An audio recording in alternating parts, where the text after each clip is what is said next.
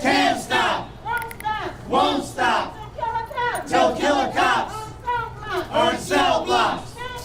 Can't stop. The following newly released video portrays an incident of assault and violence at the hands of police. Viewer discretion is advised. I suggest you back the fuck up.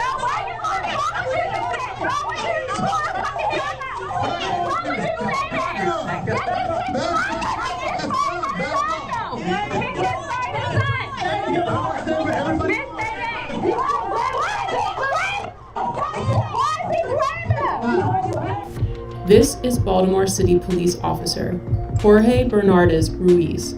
In a newly released video shot in 2016, Ruiz is seen with his knee on the back of an unknown man, with a gun pointed at the man's head. His message was a clear one. Concerned onlookers, adhere to my dictates or else. Here, we can hear Ruiz saying to Baltimore residents, I suggest you back the fuck up. It is documented that Baltimore police officer Jorge Bernardez Ruiz is a repeat violent offender, even without access to all complaints against Ruiz, undisclosed by BPD Internal Affairs records. 6 cases involving Ruiz are known. This video will briefly highlight 6 total cases beginning in July of 2013. Case 1, Abdul Salam, July 1st, 2013.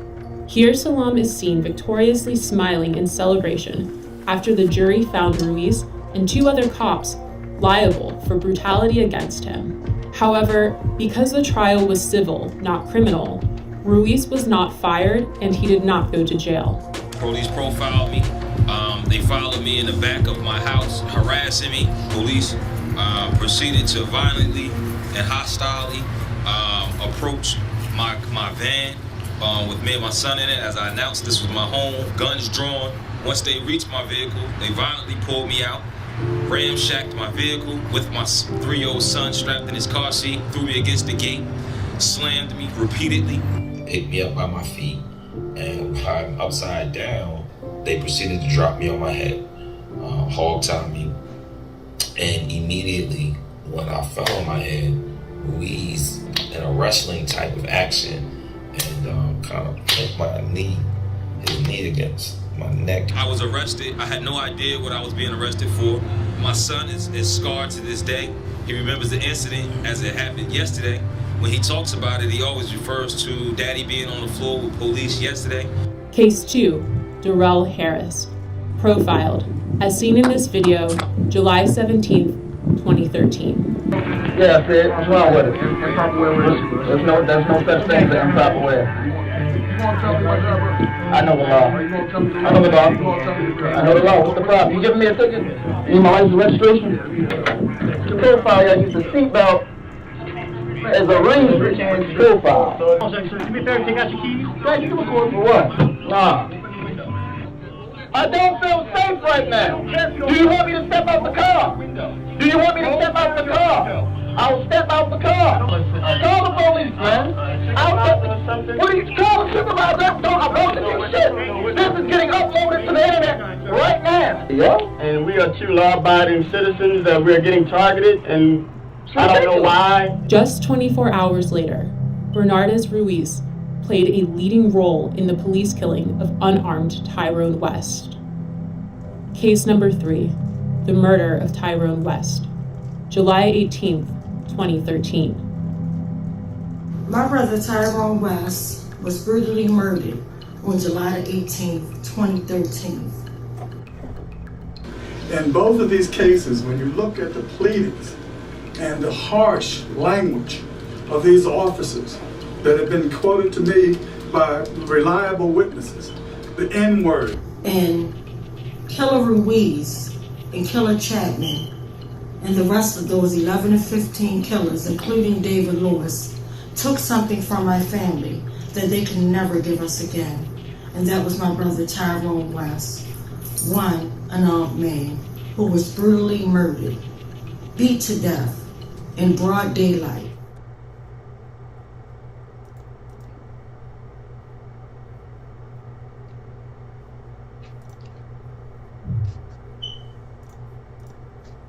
Mic check, mic check. This is West Wednesday number 414. We have been protesting the death of Tyrone West for 414 weeks.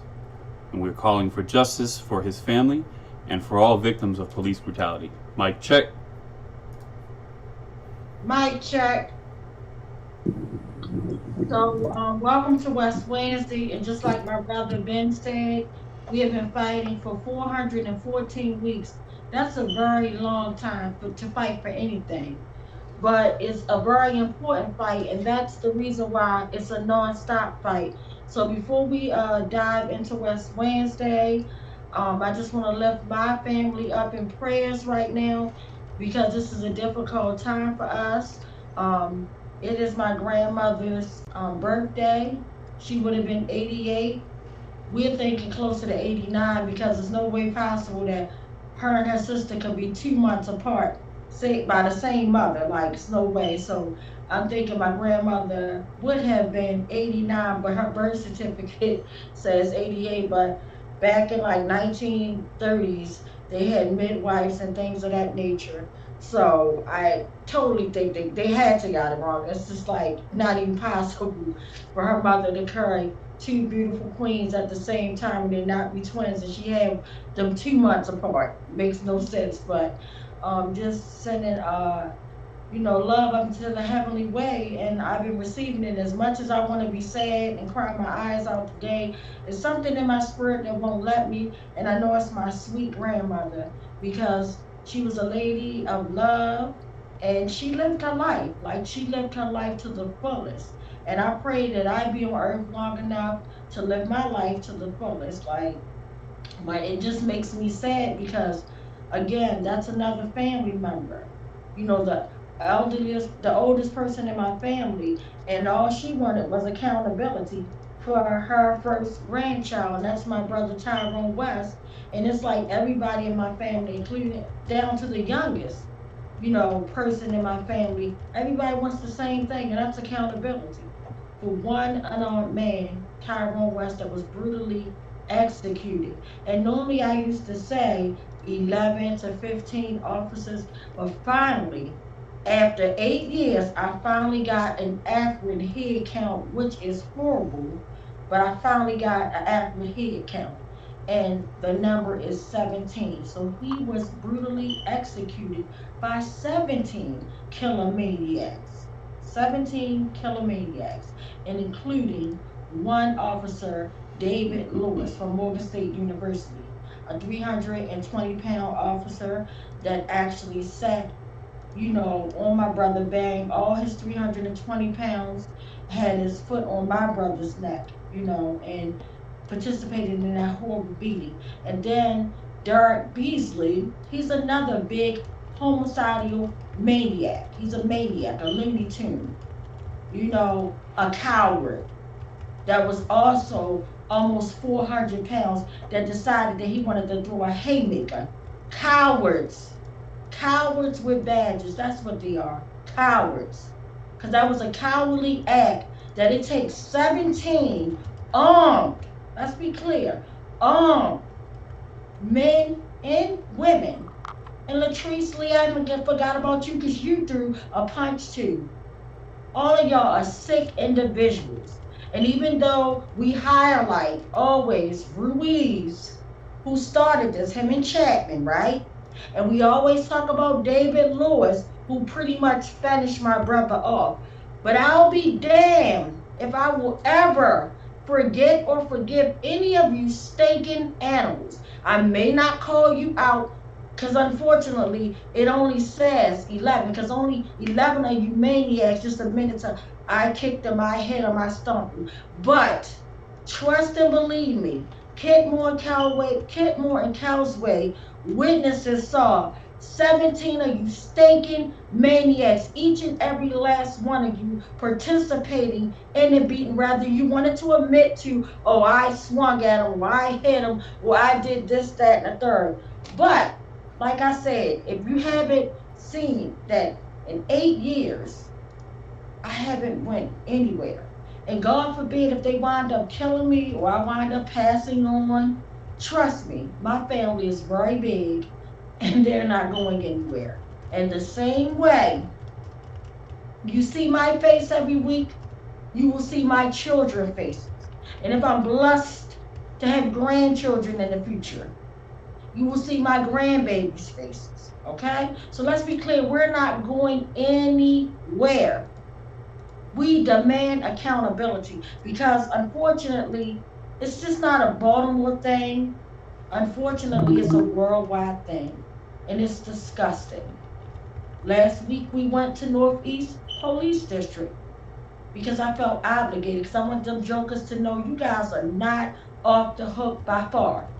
And we will be going to different other places that played a crucial part into my brother's horrible murder. And as brutal as the execution was, it was horrible. Like, you couldn't make this up. And this is something that my family never asked for.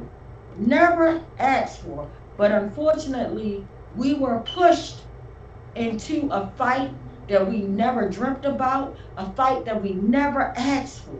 We were busy minding our business on July the 18th, 2013. But at the same time, when it was going on, we were still, like the average citizen, watching things that were happening worldwide and feeling compelled to do something but just didn't know how. You know, I wasn't an advocate. What was happening at the time of my brother's horrible death, execution, it was Trayvon Martin. And I'll never forget that verdict that George Zimmerman was found not guilty. That verdict came out on a Saturday. Yes, I said a Saturday. It was unreal. And they did that strategically. It was strategically done because they didn't want people to like shut down and do all type of things. They didn't want another uprising. So what they did was they waited till a Saturday after they, locked down everything, secured everything, and then they put it on in the evening. I'll never forget. And I'll never forget my brother Tyrone calling me and him saying, "Hey sis." I said, "What's up?" He said, "Where you at?" I said, "I'm driving. I was coming from somewhere." And he said, "Can you talk for a second?" I said, "Yes, I need you to pull over. Can you pull over? Because I don't want you driving and talking on the cell phone." Because he was a guy that believed in safety. He was a gentle gentleman. That's what my brother Tyrone West was. And so I pulled over. I said, "Okay, give me a second." And I remember pulling over. And when he told me, he said, "Well, they just read the verdict. It just came through." And I said, "Oh my goodness, I missed it." He said, "Well, you ain't missed much." He said, "We just said, but I wanted to prepare your heart before you go in the house and find out and jump on social media," because he didn't believe in all that social media. He never wanted to be on Facebook, Instagram, none of that. Low key guy. And he said, "Well, they said that George Zimmerman was found not guilty." And I'm like, "Are you freaking?" I was like, oh my God. I said, "You know what, brother?" And I'll never forget. I said, "I'm on my way to the bar." And he knows I don't drink. He knows I don't smoke. But I felt like I needed a drink. I needed a cooler. At that moment, I needed something to drink. And he was like, "No, sis, don't drink. No, you're not even a drinker." He was like, "Just calm down if need be. Come get, matter of fact, come over my house and chill. I'm going to make us something to eat." Because he know I love food. And I'll never forget going over there, me and him eating and things like that. And he's like, because we got church early in the morning. And following that Saturday was Sunday. And literally, we went to church, and I'll never forget the sermon that we heard my pastor, Bishop Wilson, preach. It was an amazing, touching sermon, and it was deep, and it touched my heart, and at the same time kind of broke my heart, because we were having our good worshiping God moment type of thing. And then at the end of his segment, I'll never forget, in closing, he said, that was the first time I heard about Black lives. But he didn't say it Black Lives Matter. He said, I'll never forget, he said, "Guys, I want you guys to be safe." He said, "I know y'all saw what happened to Trayvon Martin with the George Zimmerman verdict." He said, "I just want you guys to be safe." He said, "Because it seems like Black lives do not matter." And he said, so just please be safe. And I'll never forget, and we said our little weekly prayer that the weekly closing to pray for the week that's coming up, you know, to bless us through the week type of thing. And he said, I'll see you guys next Sunday. And I said, okay. And we left the church, and I remember my brother walking down the church steps. I'll never forget, he was walking down the steps and he looked at me, he said, sis, he said, did you hear what the pastor said? That was a good sermon today. That was deep, because we would always unpack what we heard or learned at church. We would always unpack the word, things of that nature. And he said, he said, something was different about church today. And I'm like, what was different? He said, it felt like, he said, I don't know if it was a spiritual connection. He said, but it felt like me and the pastor was the only one in the room. And when he said that it seemed like Black lives didn't matter, I felt like he was directly talking to me. I feel kind of scared. I don't know why. I just feel, because I didn't want to talk about or even fathom the idea of anything happening to my big brother, my best friend, a father-like figure, my everything. I brushed the conversation off because I didn't want to hear it, because I'm thinking, we have a long life to live. My brother's only 44 years old. He helped raise me. He's home. We're doing good. He's working. We in church. We living our life. So I brushed the conversation off like, Brother, I couldn't think of the idea of nothing happening to you. Let's talk about something else. He said, okay, and we started to talk about something else. But I said all that to say, literally being pushed into a fight that I never asked for. On that Thursday, that fight really, literally begun. That fight was pushed upon me. And I remember that Thursday morning, literally waking up, happy day, get ready to go to work. Any day my brother dialed my phone, oh, that was a happy day. Any day I could look around, see my children happy and fine, that's a happy day. Talk to my grandmother, happy day. My family, my cousin Tavon Anderson, happy day. My uncle Clifton Anderson, happy day. Okay, let's be clear. My Aunt Elma, happy day. All my lovers, Aunt Diane, everybody, happy day. Talking to everybody, this, that, and the third. He's like, sis, hey, you ready to come get me? He was like, you don't be late for work. I'm like, all right, cool. I'm on my way. Got up, made my kids some breakfast, went, took them, dropped them off. Matter of fact, we went to go get my brother. And once we went and got Tyrone, he dropped my children off with me to summer camp. Dropped them off to summer camp type thing, my youngest.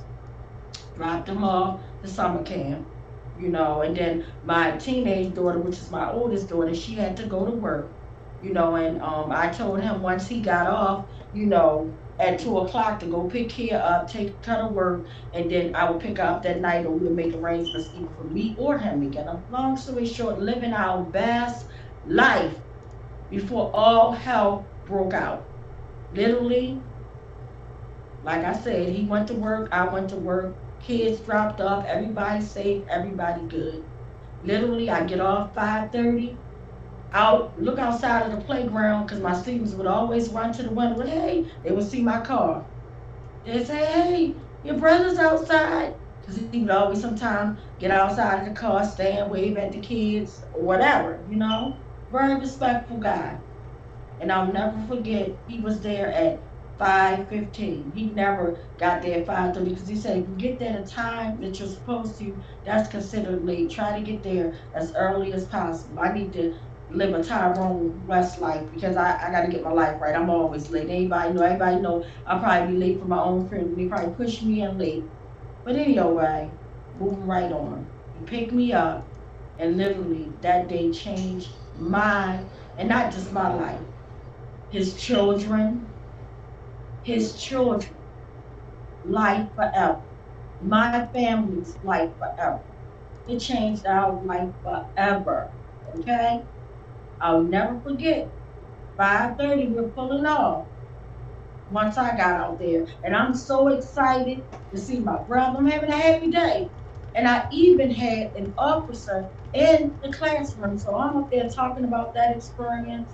I come outside, I got the Dare Bear in my hand or whatever, because they had left the Dare Bear for the students. And it was talking about danger, awareness during the summertime. And the crazy part is the intervention from Northeast Police District, the same damn district that killed my brother. You can't make this up. So literally, and they had a good officer. I'll be clear and I can be honest and say it was a good officer because it's my co-teacher's husband. Both of them were ministers. He did a good thing. He sung with the kids, talked to them. Everything seemed great. And literally get in my car, not knowing that these were the last moments, the last seconds of enjoying my brother on life, on earth. You know, enjoying him while he's here on earth. And I get in, I'm happy. We go to drive home. And I'll never forget, he's like, sis, he was so excited because he had left work early that day because he had just got information back. He was in the process of buying a house for him and his children. He was so happy, and as God may have it, he had just got the house that he was interested in getting, and he showed me. Now he's like, sis, I know it's hot out here today, but sis, you know, I talked back, everything good, I should be moving soon, like they approved me of it and everything. I was like, I was so happy, like, yes, it can't get no better. Showed me now, I was like, get out, I look in the windows, because he didn't have the key. He was like, you know, I'm gonna get the key tomorrow, I'm gonna show it to you, but look, I told you to check this thing out. I'm looking at the house, and he's telling me how he's ready to move his son, Trayvon, into this beautiful home. And he's like, damn, I'm gonna raise my boy, I'm gonna get my son, my oldest son, and my oldest daughter, my youngest baby, Trey. He's like, we're gonna be good. Now he was happy, y'all. And just like that, in a blink of an eye, and that's what I want to talk about. In a blink of an eye, things can happen and change your happiness forever. It can change your whole life forever. Forever. Let's be clear. And we go see the house, all this stuff, and literally he like, sis, I'm home. So now it's like 6 o'clock, we go to a local restaurant. And I'm like, yeah, because I ain't cooking tonight. I know you cooked last night, bro, but it's too hot. I ain't cooking tonight. He's like, all right, cool. I'm going to treat you my treat. Let's go eat. Once he said that, he know I'm in.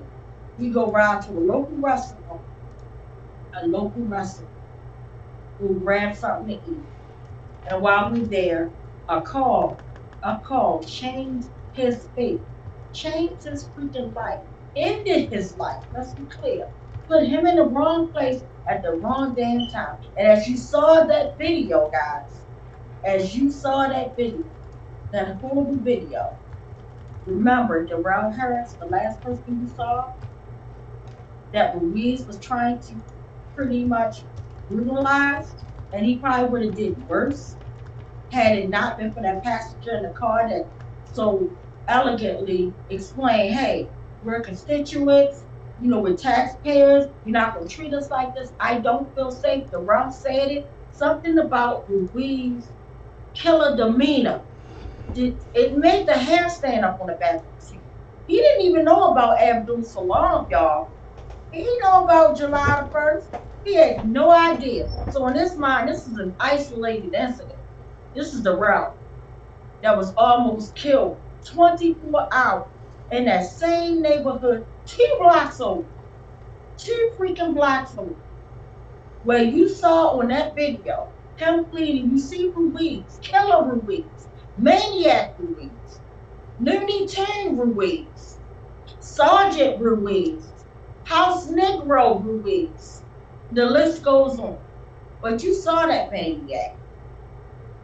What did he do? He had to taste the blood. It's almost like a stray dog loose in the community.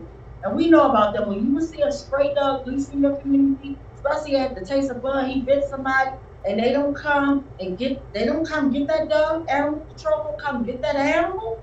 Guess what? He's not gonna stop until he bites somebody, until he attacks somebody, so he gets that blood taste. That was Ruiz and those killer stinking maniacs. Literally, my brother, while we in a restaurant, he gets that phone call that I was telling him about that changed his life forever. It's a lady that he barely knew. Let's be clear. This wasn't one of his friends, somebody he grew up with. This was somebody he met not even 2 weeks ago. Once he dropped me off, she jumped in front of my car, and he thought it was cute because he's like, oh sis, your car is a female magnet. All the females like me, they see me in this big Mercedes Benz, They try to get to know me. And he was like, I met so many honeys. And I was just laughing. I thought it was funny. But anyway, she called him. He didn't know her. She called him. And let's be clear, my brother wasn't a head. I said he was a gentleman. Because first of all, he's not going to do any business. Because see, the media reports things that are so untrue. It's like the media keeps feeding you guys about Eric Gardner was selling loose cigarettes and that's why he got choked out. No, Eric Gardner was breaking up a fight. Because if you first see that first video that I saw that made me go, stand with Eric Gardner's family. I'll never forget the young man on the video. You gotta listen. Don't let the media tell you. Be your own conscious consumer, okay? And you do your own research. And on that video of Eric Gardner, and I'm sorry for switching back and forth, but I'm trying to make this connection so y'all can feel it. In that video of Eric Gardner being murdered, the witness said, the one that was videoing said, oh my God, this guy just broke up a fight. It was two young ladies that were fighting on that corner where Eric Gardner was standing outside the store when that maniac that always harassed people that have recently harassed Eric Gardner before. And that's why Eric Gardner felt some type of way. That's why he stood up and advocated for something, said, look, it's stop today, buddy. Pretty much you gonna stop harassing me. Leave me alone. That's why Eric Gardner had that attitude. But the media will paint him out a black man hustling, selling loose cigarettes. No, he wasn't selling no damn loose cigarettes. He just broke up a fight like you did on the video, the original video, that before the police got it. Because when they get stuff, they can edit it, cut the clip, It's make 7 it fit. o'clock. They make stuff fit into their narrative of why the person got slaughtered and pretty much deserve what they got. That's how they make it. Oh, they deserve what they got. That's just another, you know what, we ain't got to worry about. They be high-fiving each other. Yeah, it's sad but true. But anyway, moving right forward. When my brother gets this call from this lady that he barely knew, she asked him, she said, oh my goodness, where you at? He was like, I'm at this restaurant with my sister. We're getting dinner. What's up? Oh my goodness, can you buy me some? He like, what? He's like, I'm not going to see you. He was like, she said, oh, I'm sorry. I'm stranded. You know, I tried to call a cab. I can't get a cab. I can't get a hat. I was just wondering if you can get, because I don't want to start walking. My mother lived kind of far. Can you come get, I can hear this chick talking through the phone. So I'm like, So he looked at me and said, sis, you mind if I, so I got to ask my sister, no, it's not my car. So he asked, and I wish the hell I would have said, freaking no. Had I would have known what was attached to this ride, this sudden, I want to help somebody type of attitude. If I would have known, I would have said, no, bro, I got something to do. Even though it was hard to tell my brother no, because he never told me no anything. But when we can't see him, we couldn't see who he was killing. And those 17 maniacs, couldn't see them. But me being nice, me loving my brother, I'm like, sure, he said, sis, you gonna ride with me. And I wish I would. But you know what? God does everything for me. Because I promise you, if I would have rolled with him and Ruiz would have started beating him and Chapman pulling him out, you got a white cop pulling him out by his dreadlocks saying, this is what we do to you N-words. And Ruiz saying, agreeing, yeah, this is what we do. And then they start beating my brother to death. You know, horrible, but true. You don't even know why he's being pulled over there in that unmarked car. Let's be clear. Ruiz was a part of the gun trace task force again. And you will see at the end of this video, not at the end of this video, but after West Wednesday is over, we play part 2 of the video. You will see a man that said Ruiz was a part of this, pretty much broke into his house, kept kicking his door down, asked him, way to drugs, way to drugs. And that's what the gun trace task force is doing. They're responsible for Detective Seaver murder. I said murder. They try to make it seem like Detective Seaver killed himself. No, Detective Seaver murder. Let's be crystal clear. An elite gun trace task force that we think that 9 people go to jail, that is over with. Man, that dirt is so dirty and muddy and filthy. Do you think that it ends after 9 convictions? No, it don't. They had everybody on there. That's deeper than that. They had people towing people's cars. They had people in the state's attorney office, which they still got. They had people in the medical examiner's office, which they still got. It's a dirty system that works together. So it ain't just the dirty murderers that murder us. You got the ones that's helping cover up murder. You got the dirty detective Delgado, this stinking maniac animal that lied for them to make it fit. He didn't give a damn about what the witnesses said. He even discredited 32 witnesses. And they maybe left a dozen of them that nobody knew my brother. And they all came to the conclusion that my brother was beat to death for no reason. No reason. And he was brutally murdered. And this 8-year anniversary or commemoration, because it ain't the anniversary. To me, an anniversary is something that you celebrate, you give, likeness for, love for. No, this is an execution, so I'm not going to celebrate it. I can't celebrate that the day my brother was murdered, the day my family's life changed forever. So I'll be keeping you guys updated on Kenton, on Causeway. We will be there. It's going to be on a Sunday this time. So plan, govern yourselves accordingly. Please mark it down on the calendar. Do what you got to do, please. Ma'am, sir, please mark it on your calendar. Sunday, I know it's a Sunday. We go to church, things like that. It's a Sunday night. We'll be there at 7. I promise I won't keep you no longer than an hour, because it's unfortunately that when that day is always hot as the gates, you know what. But the crazy part, they want to talk about, my brother died from a heart attack and dehydration. Really. And my brother had on a white tank top, which is known as a wife beater in the hood. So I'll just say tank top. Those know tank top, white beater. He had a pair of black shorts on that came a little past his kneecaps. He had on ankle socks and he had on little cut tennis shoes. Okay, that's clear. What my brother had on when I saw him last. Once he dropped me off to go pick the young lady up, that he didn't know really too much, anything about it. But he was going to give her a ride. And then he told me, since I'll be back, I'll go pick up Kia tonight for you. I said, all right, cool. Go get your niece. Thank you. I said, all right. But instantly, now this is 6:30, he's leaving me. And then he goes into the web, the deadly web, Ruiz and Chapman's web. They were waiting. They were waiting because they tried to execute Abdul Salam on July the 2nd with his baby in the backseat of the car with Killer Omar. Okay, they tried to do that, but it was unsuccessful because an elderly woman jumped in front of Abdul Salam and said, you better not hit him again. You might have hit me, and they stopped. And all the neighbors, Abdul had a face because that was in his driveway. They knew him. They're like, leave Abdul alone. But even with the neighbors knowing Abdul, and Abdul was saying, Miss Shirley, he's yelling, Miss Shirley, grab my son, please grab my son. That's what Ruiz said. Killer Ruiz said, no, He told her, get the F back in the house. You ain't grabbing nobody. Call your wife, and if your wife ain't down here in 10 minutes, we taking your son. CPS will get your son. And you got the father, you got the husband down his damn driveway. Give him permission, give him consent. This wasn't no stepdaddy. This was his damn son, his 3-year-old baby. And he's telling, I want my neighbor, Miss Shirley, to grab my son. Take him in the house, it's hot. They told him, no, F that.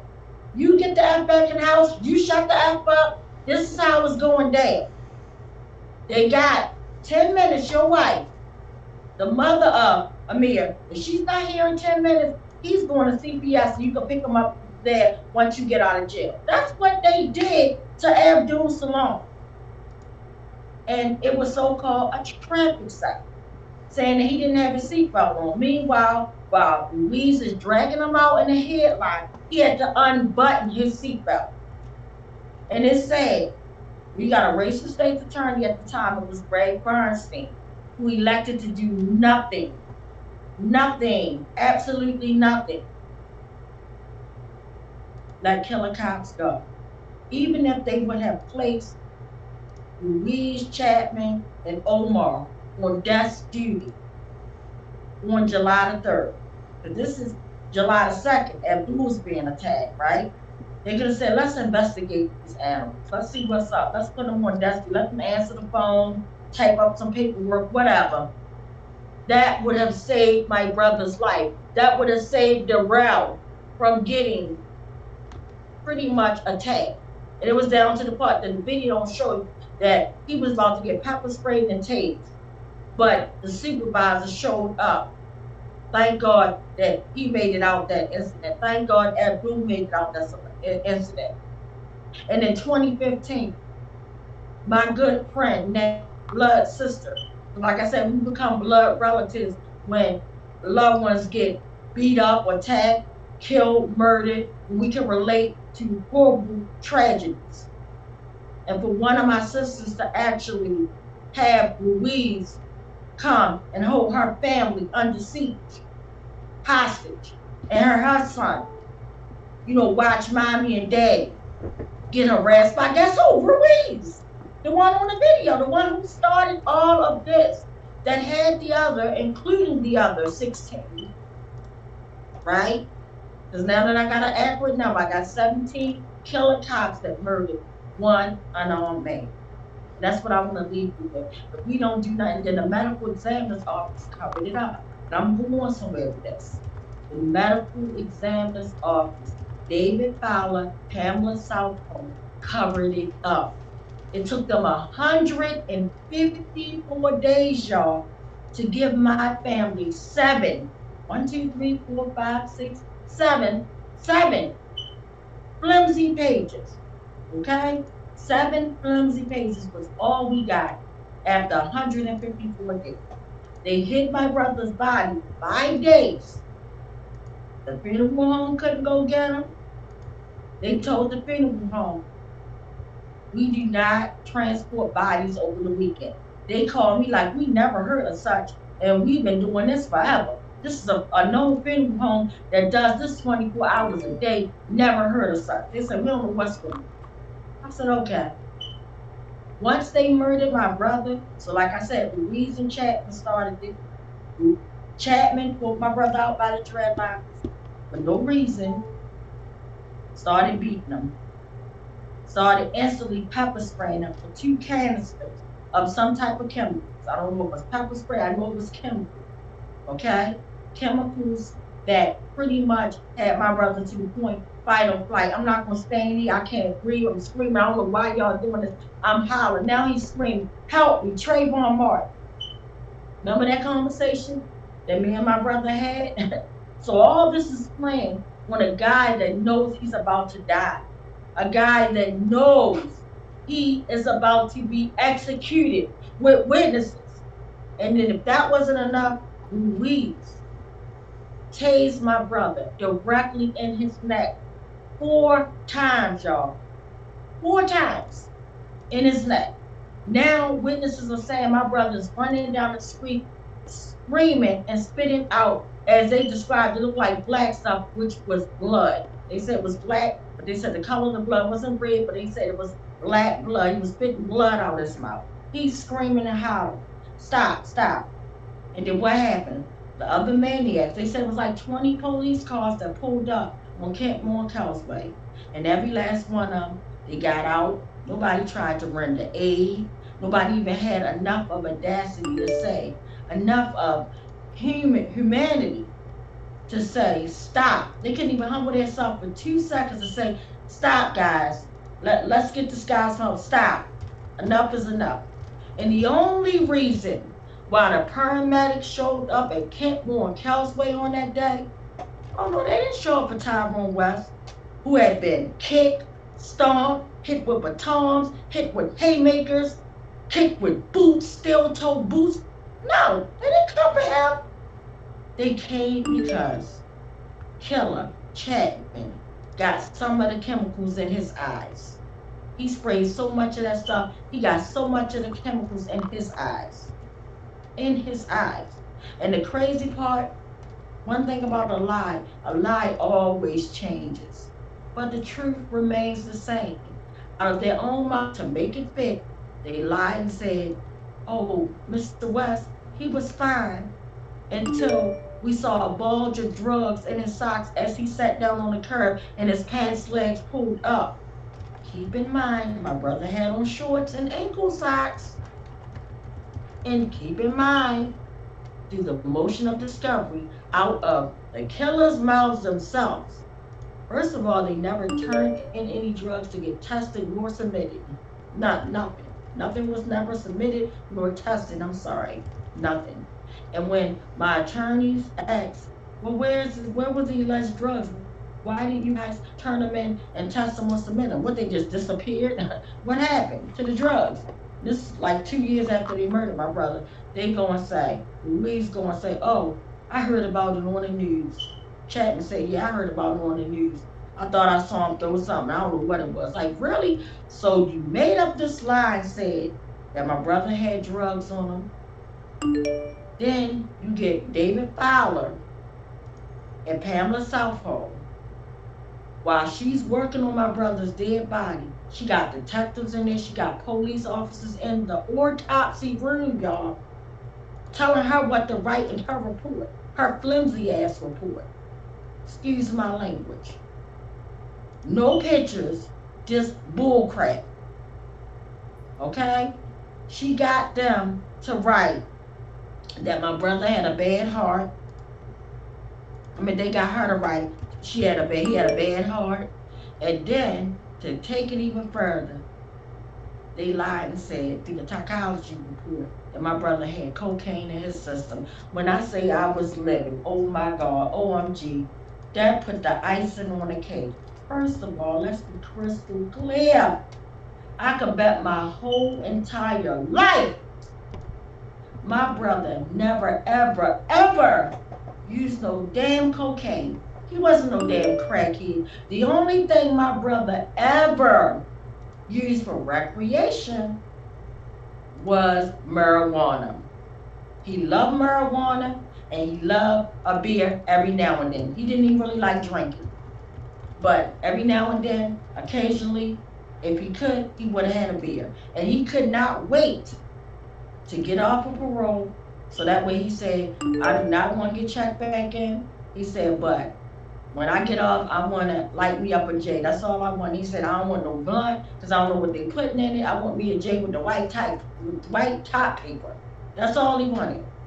And for you to lie and say my brother had cocaine in his system, so what they do is they lie. They make the person seem like they was on drugs. They was a super Negro that deserved what they got. They had drugs in their system.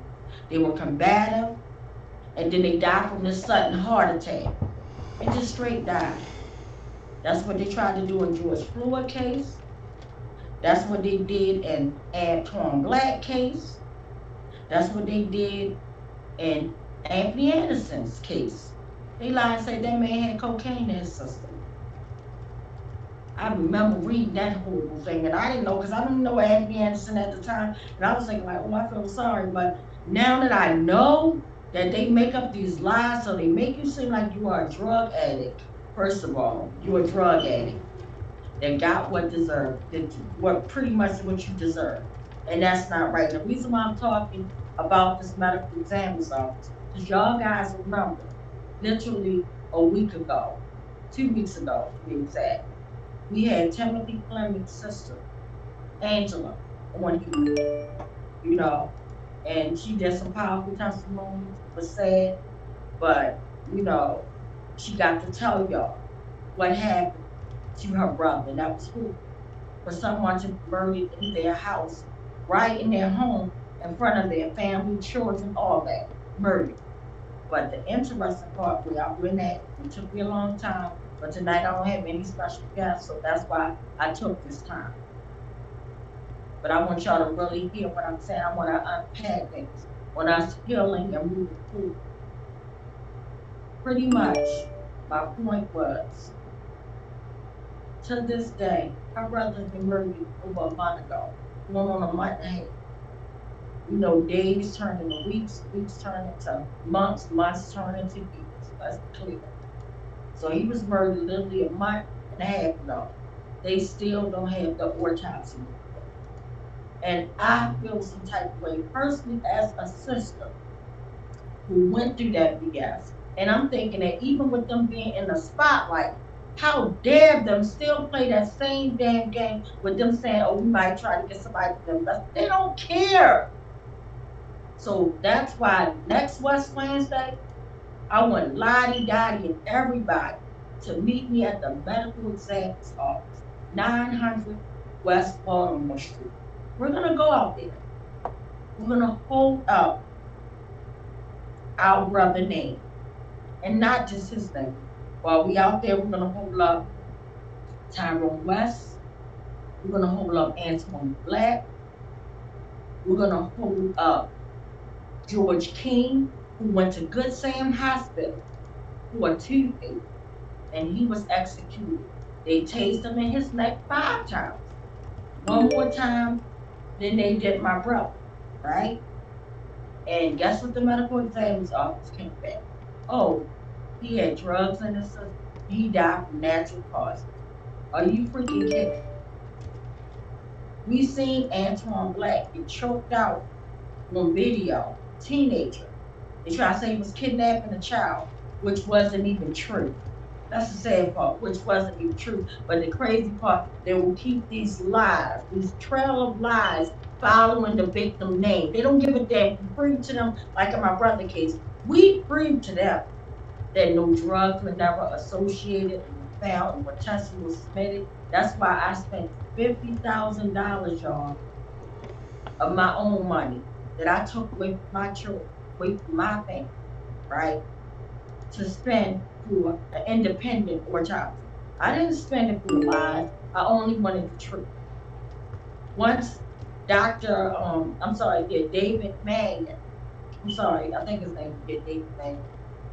But once he came back, he's an expert forensic doctor, right? He came back from just testing my brother's tissue samples and said, no, your brother died from positional asphyxia. He was murdered. Let's be clear.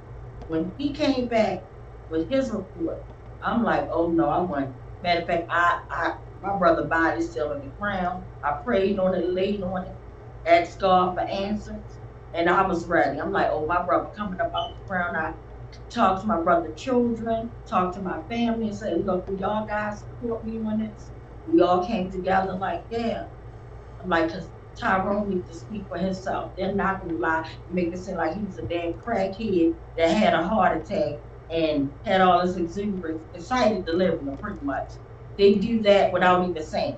Every black man that's murdered, beat down by the police, died from excited delirium. That's super Negro strength from drugs. And then when the world, not knowing how cruddy these people are, they'll say back like, oh my God. Because even when I heard that excited delirium thing about Anthony Anderson, because I even heard they went so far with Anthony Anderson, they said Anthony Anderson swallowed some drugs, ingested some drugs. That's what they said. And even, I'll never forget, they got Bill Henry, who now I have respect for, but at first I did not. Because they got him to get up there and go on the news, go right on the news and say my brother ingested some drugs. He like, oh hell no. We made him retract that. We met him right down the city hall and said, where did you? He was like, I'm so sorry. He apologized to my family. He said, this is what the police report that the FOP gave him to read. He said he didn't even know. I said, before you read this stuff, be your own conscious consumer.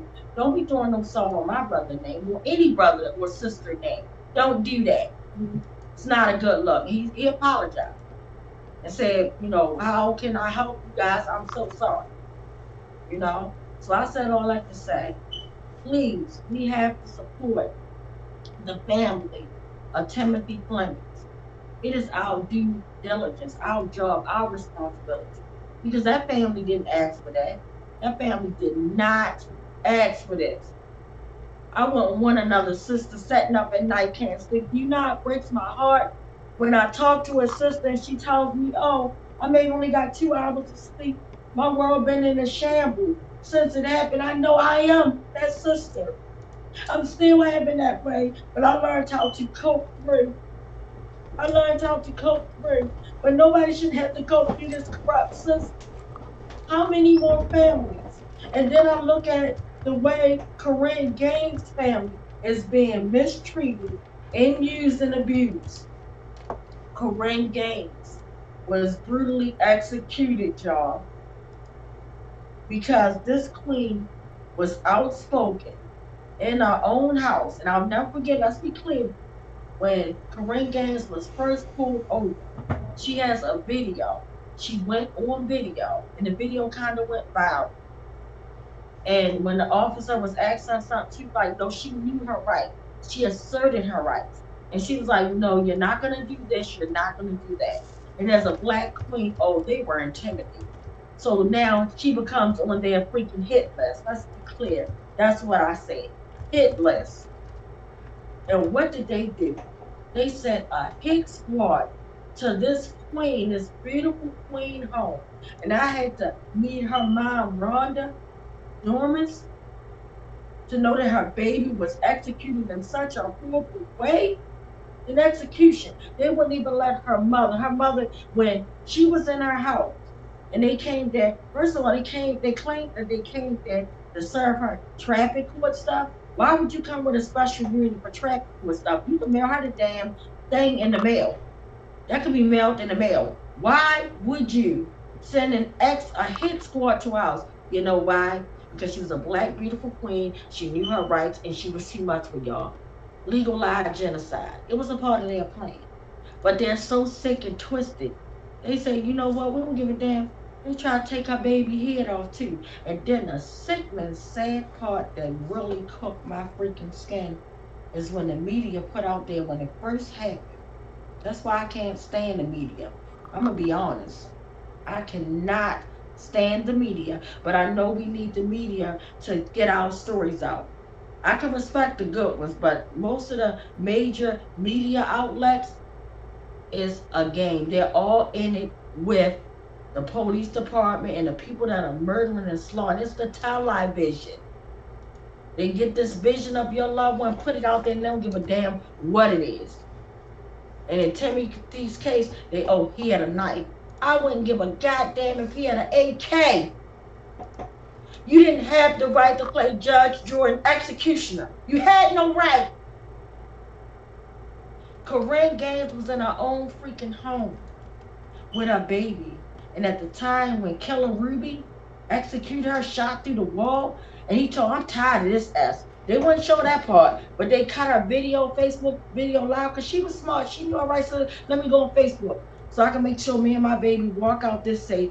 What did Facebook do? They cut a video. So if them animals want to come in here and murder me and I try to go live, they can cut my video, hold it, tweak it. All of them work together. We need to get our own black media. We need to get everything in our names. That way we have control. We need to be our own narratives. We need to create that narrative space and keep it. Because if not, we can't rely on Facebook, Instagram, or none of these social media because they can change and edit and stuff. I done been lied on before, guys. All type of stuff done happened to me, guys. All you gotta do is Google Tawanda Jones and do your own research. And you will see. Put my name in Google.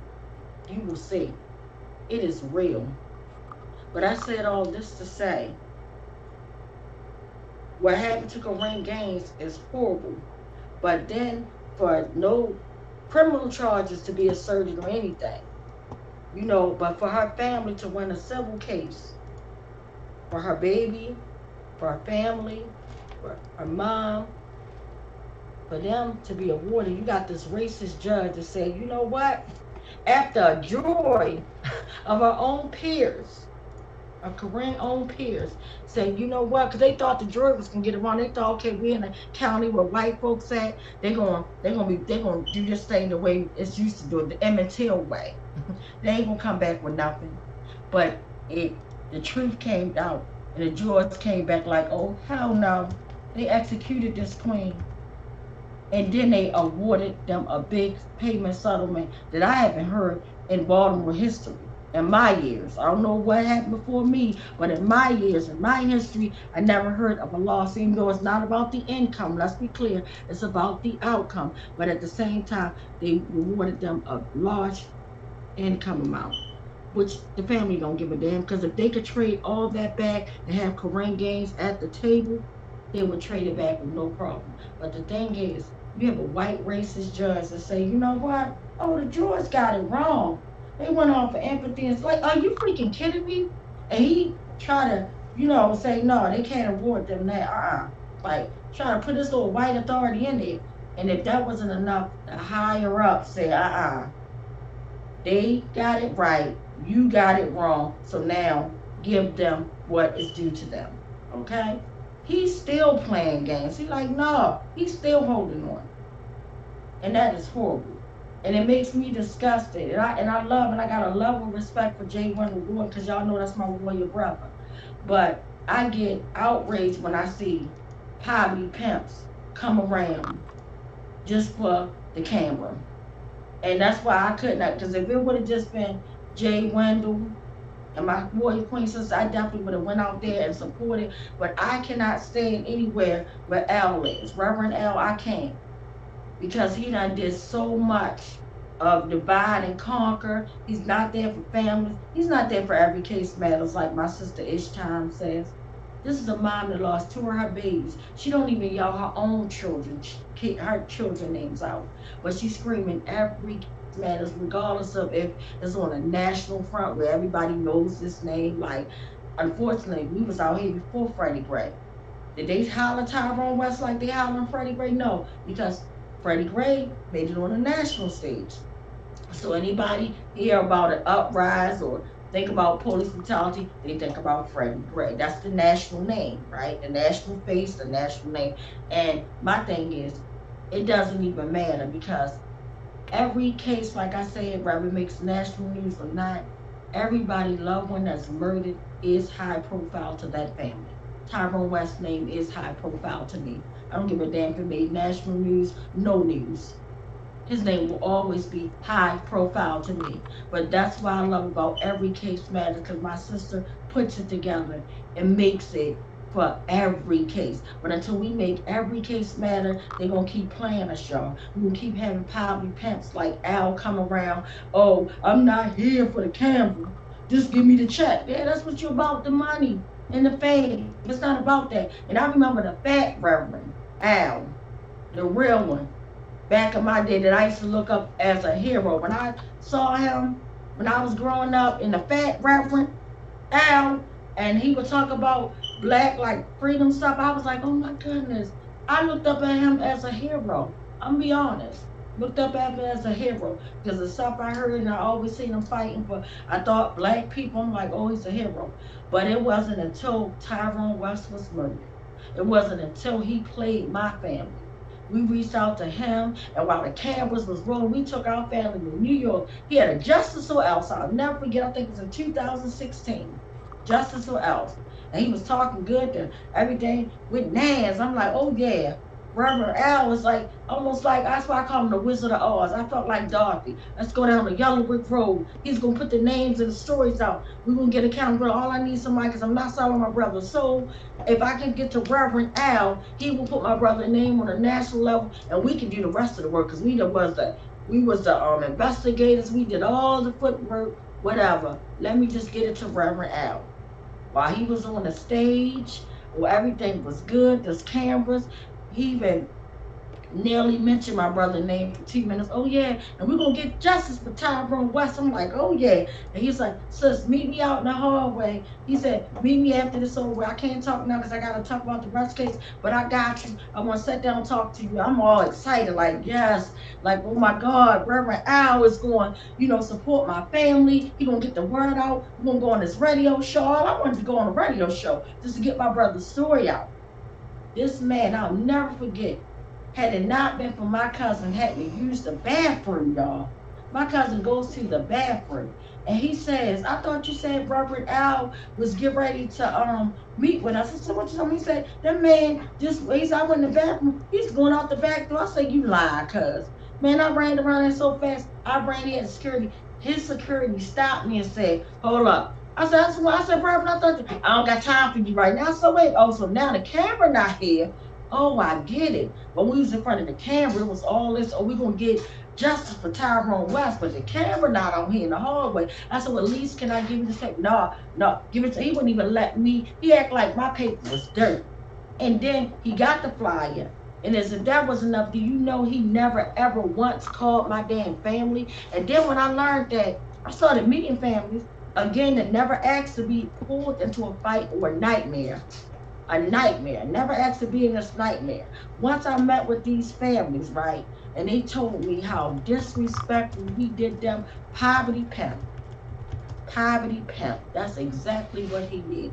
I'm like, wow. Then when I found out he worked for the FBI, I said, okay, he worked for the man. That's why he not the fat Reverend Al that would do the accountability piece and me now. He getting paid off to send these families down a dead end road. So I said all that to say, we're gonna keep on fighting, we're gonna keep on holding and calling poverty pimps out. No problem. And we have actions coming up. So again, before we go and check, because I see my brother Marcellus is here, I'm going to check in to see if anybody made any comments. But I want to remind you guys, please, next West Wednesday, I know it's getting hot outside, but y'all know we didn't give a damn about before the pandemic. Y'all know it could be raining outside. We was outside standing when the rain was going upside down. We was outside freezing.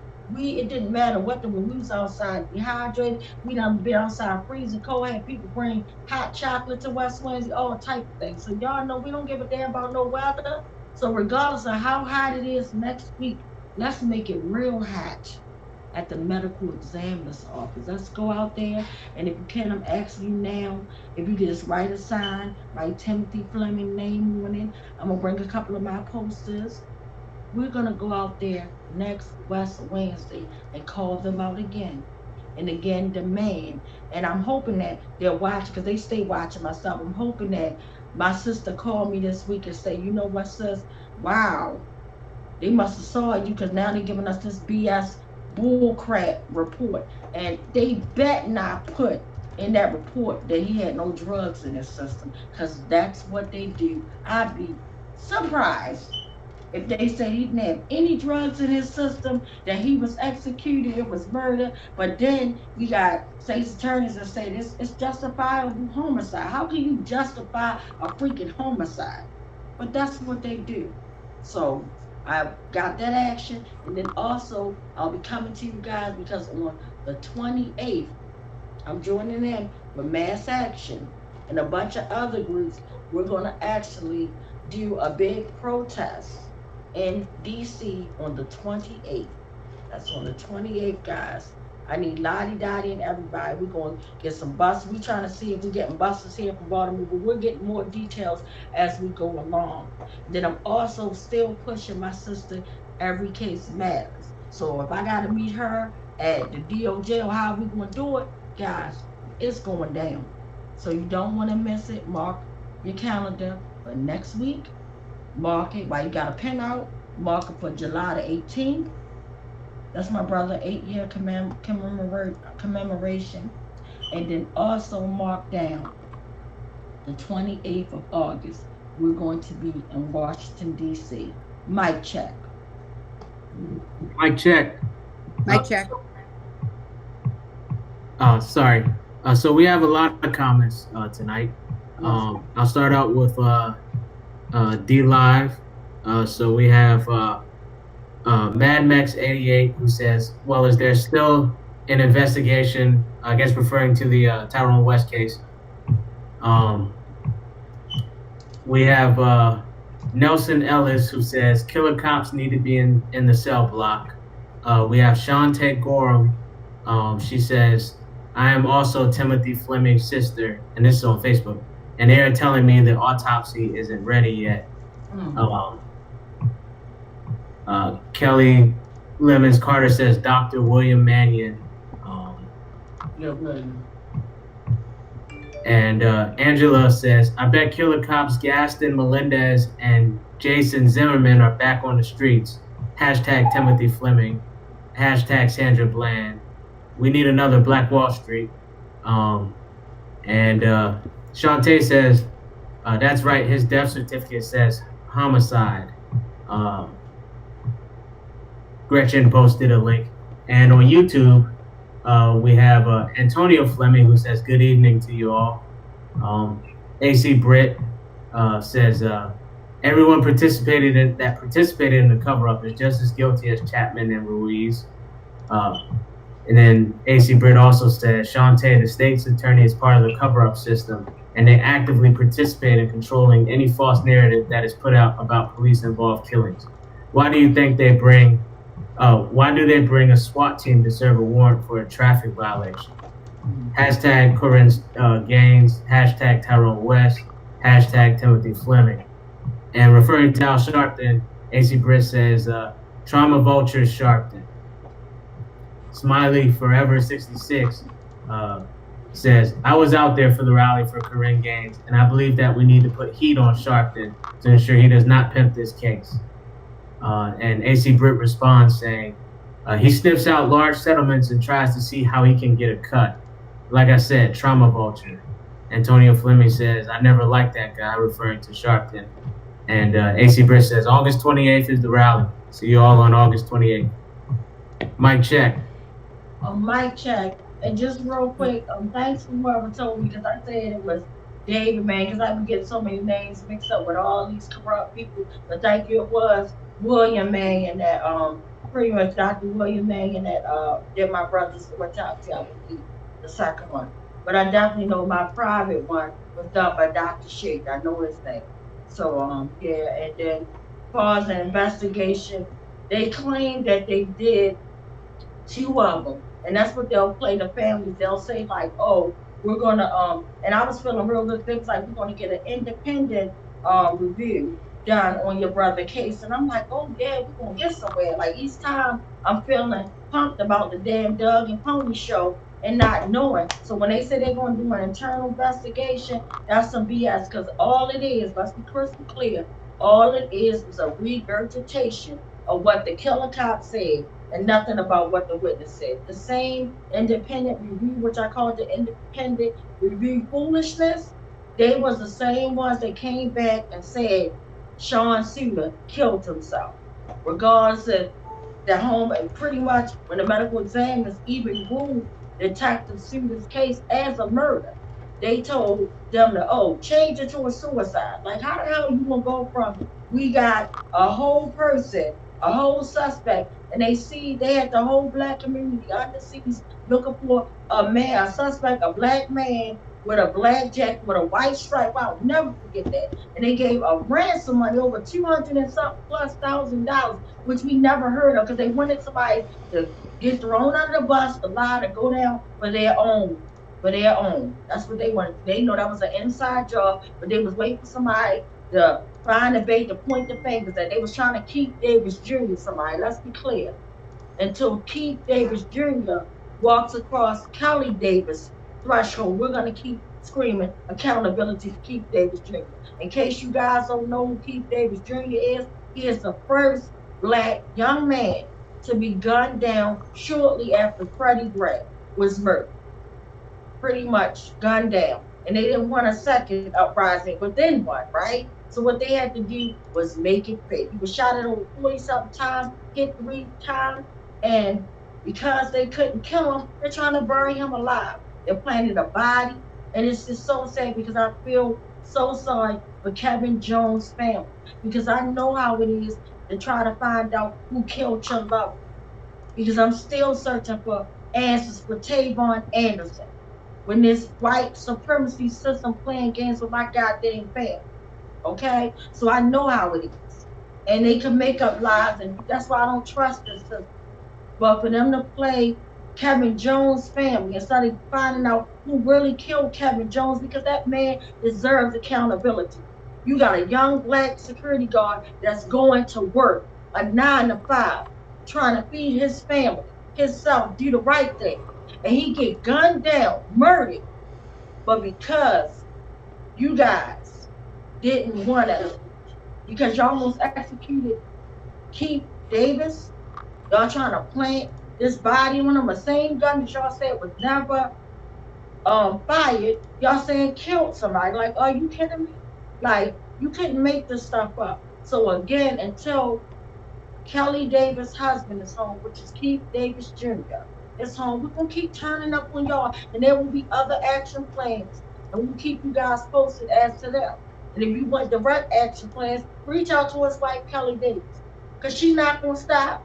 She's not gonna stop. And y'all know she came through on a West Wednesday. When I'll never forget. That's why I love Baltimore Block, who embraced her and loved up on her and never let her go. I give it up for the West Coalition who loved on her and never let Kelly go. I love you guys for how you love, and I love you guys for loving on Timothy Fleming's family now and never letting them go. So I'm thanking you guys in advance. Mic check. Mic check.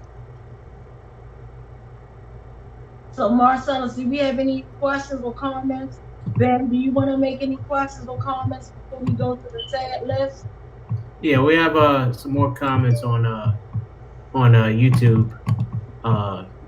So AC Britt says internal investigations just control the police narrative and lead the offending officers through how to state their narrative. Free Keith Davis Jr. They never properly investigated Kevin Jones' murder once they pinned it on Keith. Mm-hmm. And hey ho ho, both these Mosbys gotta go. And to clarify, the link that Gretchen posted was the link to the Washington, D.C. National March. Mic check. Mic check. Mic check. Do anybody else got any comments or questions? Not that I can see. Alrighty then. So, as you know, every weekend I don't get joy, pleasure, honor out of any of these lists because I feel like the only list our family should be on is happy lists, such as somebody getting married, graduating from school, just kind of living their life, just doing good. You know, and shout out to all of the graduating students of 2021. Keep doing y'all thing. And also the ones, and it's just so sad, and in my son's class case, we had over 100 students that were supposed to graduate. Literally, like 50 students walked across the stage, and the other 50 have to go to summer school. And I'm here to say, please go to summer school, guys.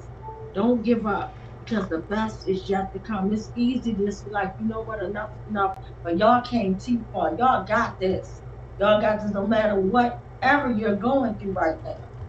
You got it, and if you believe in God, know that God got it. God's an on-time God. I'm not here to preach church because I know some people don't even believe in God or whatever, but as for me, God is my everything. God is the reason for the season. So I'm just saying, don't give up. Like, and when I said I made a statement, this pretty much last week about me dropping the signs when I was feeling, it was to the point when I kept saying about the George Floyd and Madera, that horrible killer that murdered George Floyd, had the nerve to talk to that family and that sick, sadistic message that he said. That was sick and twisted. Why would you even open up your mouth? That reminded me of when I heard Chump, and I call him Chump, not Trump, Chump, say that, when he was talking to his little coaches, stand back and stand by type thing. And then what happened? All that bull crap went on in D.C. that if we would have thought about, we'd have been stretched across D.C. It would have been a D.C., oh my God, massacre. Let's be crystal clear. Of black folks laying all up and down the road and saying, let us try that in D.C. when we just go to peaceful protest. And I guarantee they're going to have their sharpshooters on the roof like they always do. And we out there with some signs. But when I say drop my sign, let's be clear. I meant that I'm praying that it don't come a point in time that I just say, you know what? The revolution will not be televised. Because enough is enough. Y'all not going to keep on laying down our loved ones, and we just going to keep on saying, singing Kumbaya and holding up signs. Everybody get tired, but I'm trying to be the voice of love, the voice of reason, because even people that don't get along, they come to the West Wednesday platform, even if they can't stand each other. We all respect each other. We love upon each other, even if we don't even like each other. So let's just do this the right way, guys. I'm trying, y'all. I've been trying for 8 years. Please let us just do this right. The only thing we asking for is accountability.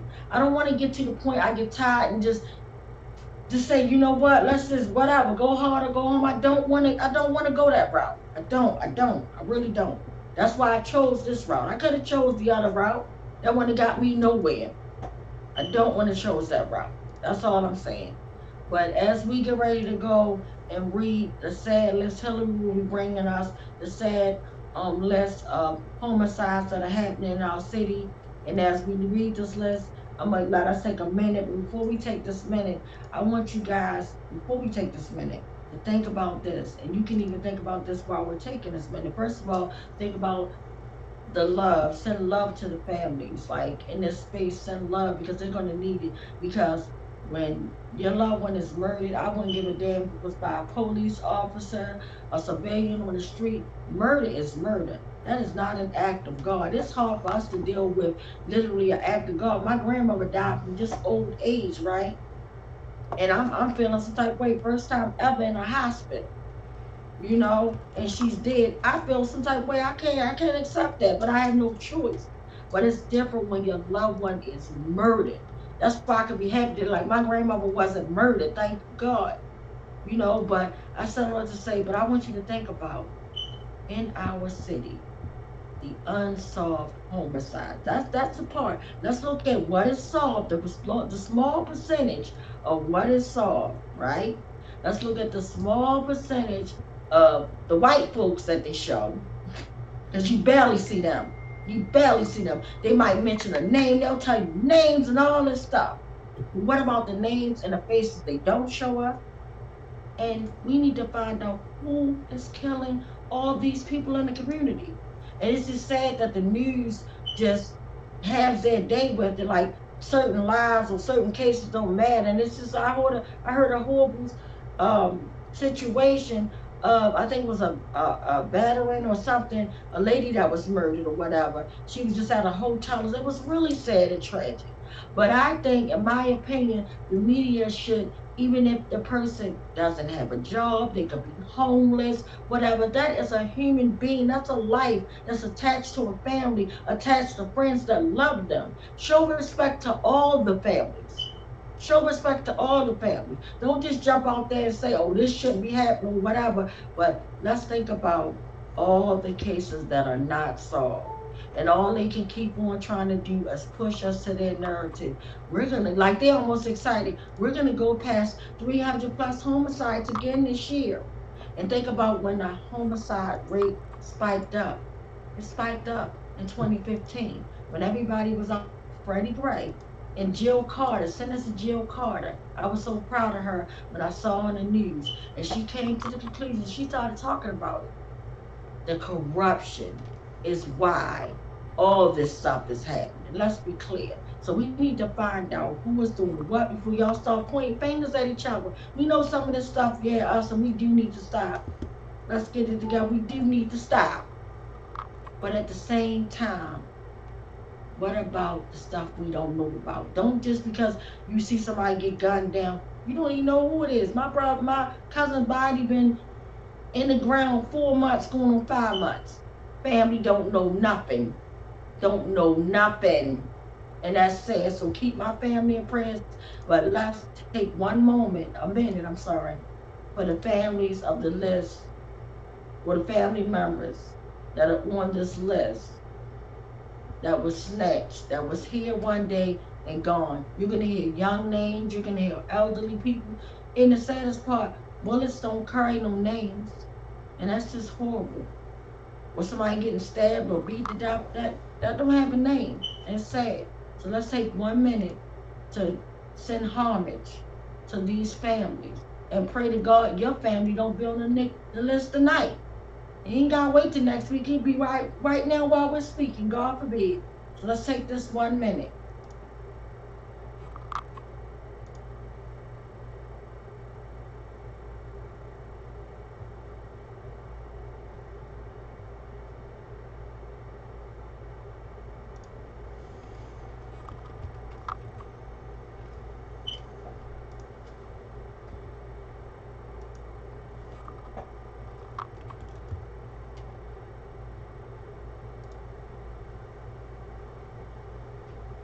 Thank you guys for your minute.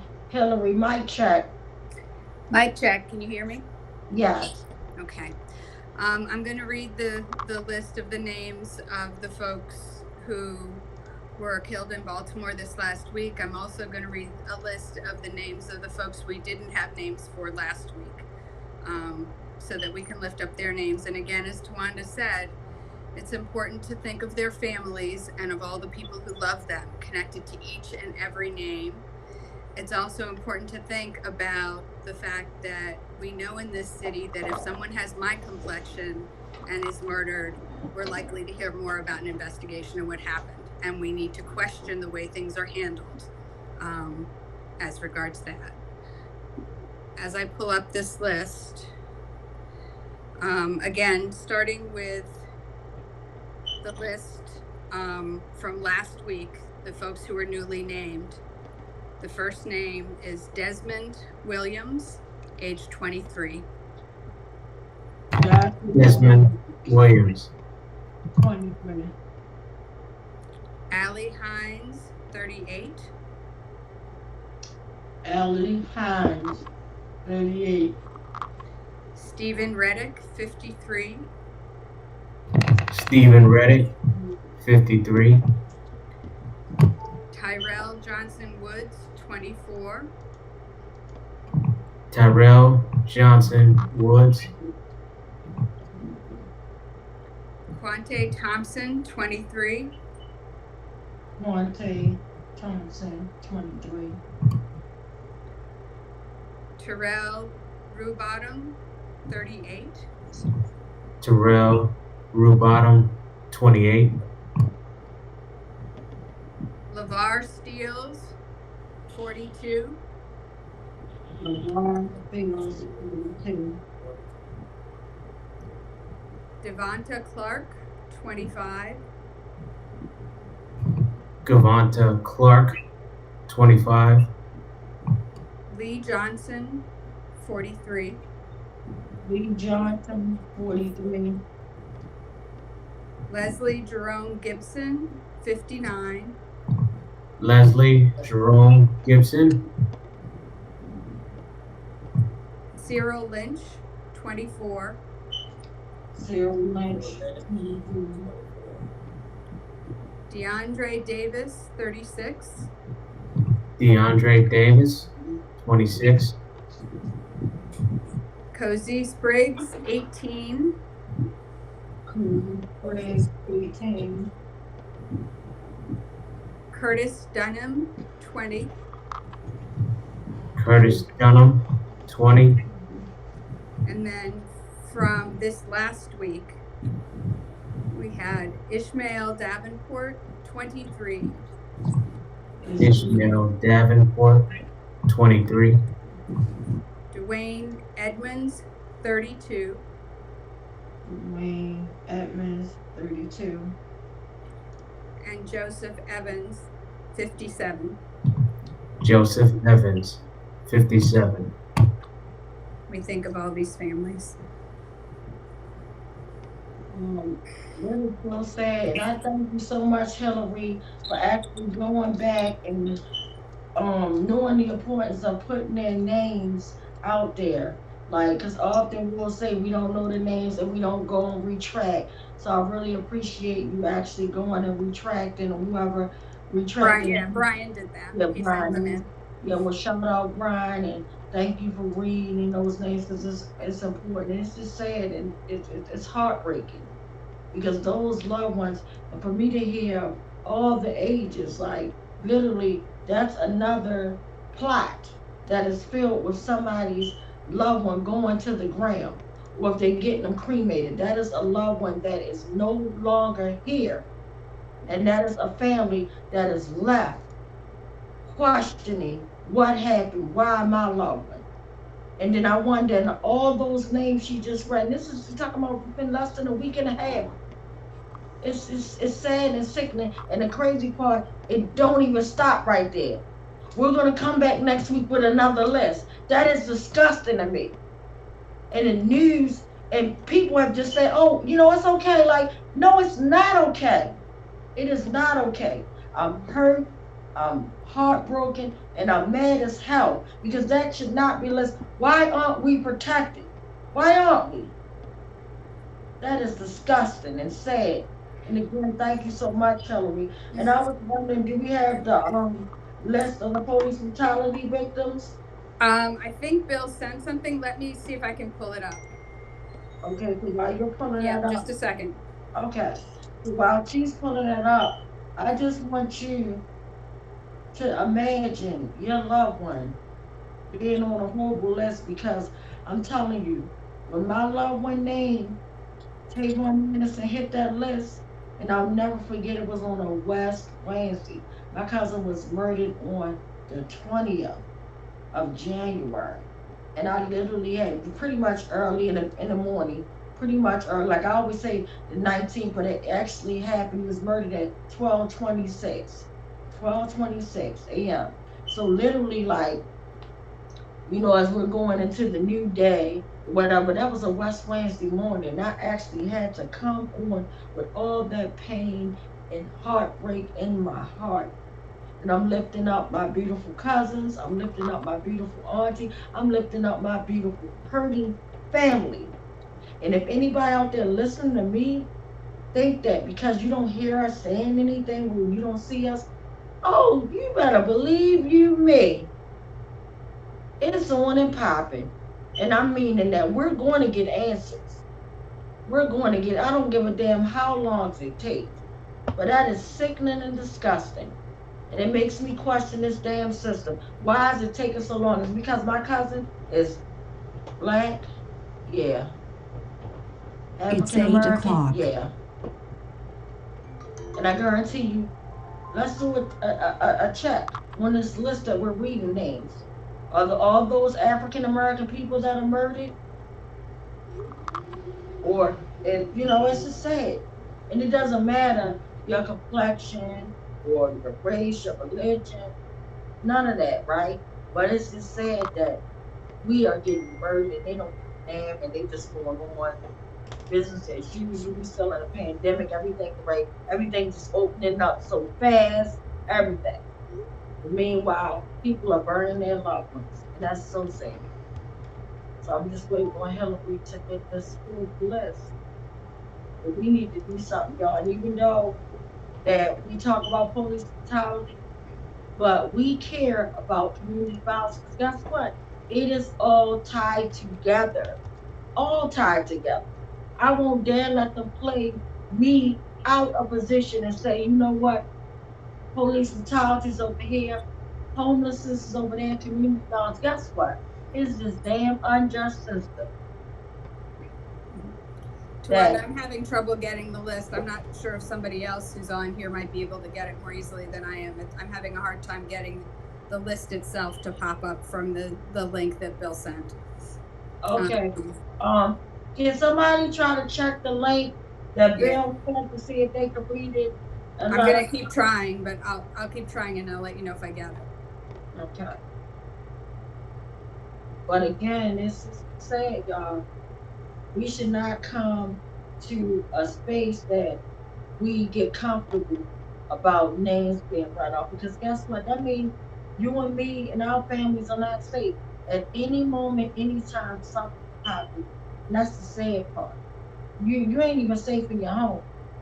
Was Kareem Gaines safe in her home? No. Was Timothy Fleming safe in his home? No. Was my brother Tyrone West safe in my vehicle? No. Was Tavon Anderson safe in his vehicle? No. The list goes on. Was India Kager safe with her baby's father in the car, as well as her baby son in the back seat? Her baby in the back seat. Her baby. They executed the mother and the father and left the poor baby to be an orphan. And I'm so proud of my sister Gina Best, and I will be sharing tonight her video. I saw a video of her, and every time I hear my sister speak, it brings tears to my eyes. And she's very detailed about what happened to her baby. a vet that actually fought for America. That was actually gunned down. They didn't even give a damn. They didn't wait till the car got pulled over, nothing. They executed her baby, trying to kill a whole family in a 7-Eleven parking lot. And had it not been for cameras, to see them put all those bullet holes. Tawanda, I just found it. Okay, great. But this is what we gotta live through. And it's saying, you're talking about a female, you're talking about a father killed and a baby. And I'm talking, they act like they was at war. Doing grenade bangers, all type of stuff at the car. I mean, terrorists. And this is in Virginia Beach, y'all. So my heart goes out to my sister, Gina. My heart goes out to my sister, Ishtan, who lost over her children, to my sister, Angela, to her sister, her family, Timothy family. I love you guys. I don't even know y'all, but I love y'all. I love you all. So as we get ready to read this list, Hillary's ready to read this list of police victims. Let's take a minute just to send love in the atmosphere, and then ask yourself this question while we're in silence for a minute. Why haven't we heard about all these cases on the news? They don't want you to hear about it. Why do these killer cops feel comfortable with just killing us? And then it really irks me. And some of the cases will say, oh, well, they had a toy gun. I wouldn't give a damn if they had a toy gun. Let's talk about these serial killers that have real AKs that murder people in the church and walk to accountability with a bulletproof vest and a bird. Let's talk about that. You know, it's just sad, but again, let's take our minute to all. And you never know, like, you may hear somebody on this list, or you might not even realize the list that she just read about the homicides in our city, right here in Baltimore. It might be somebody you know, because we all know each other. This is Baltimore. And we all know each other from just city to city. So let's just give this minute, guys. And while we're thinking about this, giving this minute, let's think about how can we change this as humans. What can we do so nobody else's family feels this pain? Let's give a minute now.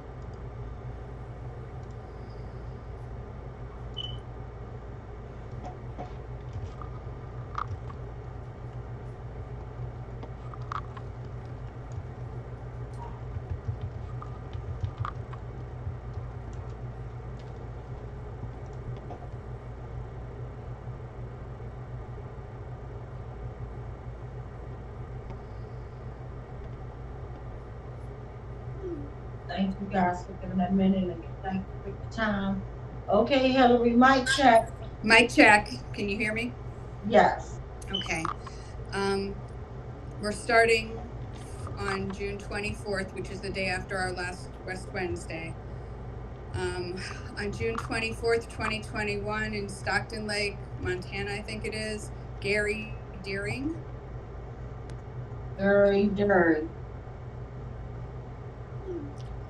On June 24th, 2021, 40-year-old Michael Ray Towson in Portland, Oregon.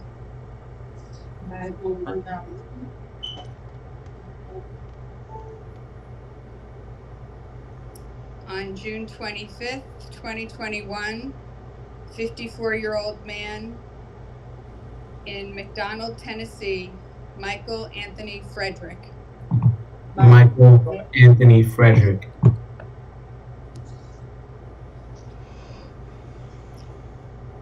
On June 25th, 2021, in Fairbanks, Alaska, 23-year-old Dimitri Lanahan. Dimitri Lanahan. On June 27th, 2021, in Roswell, New Mexico, 25-year-old Oscar Najira. On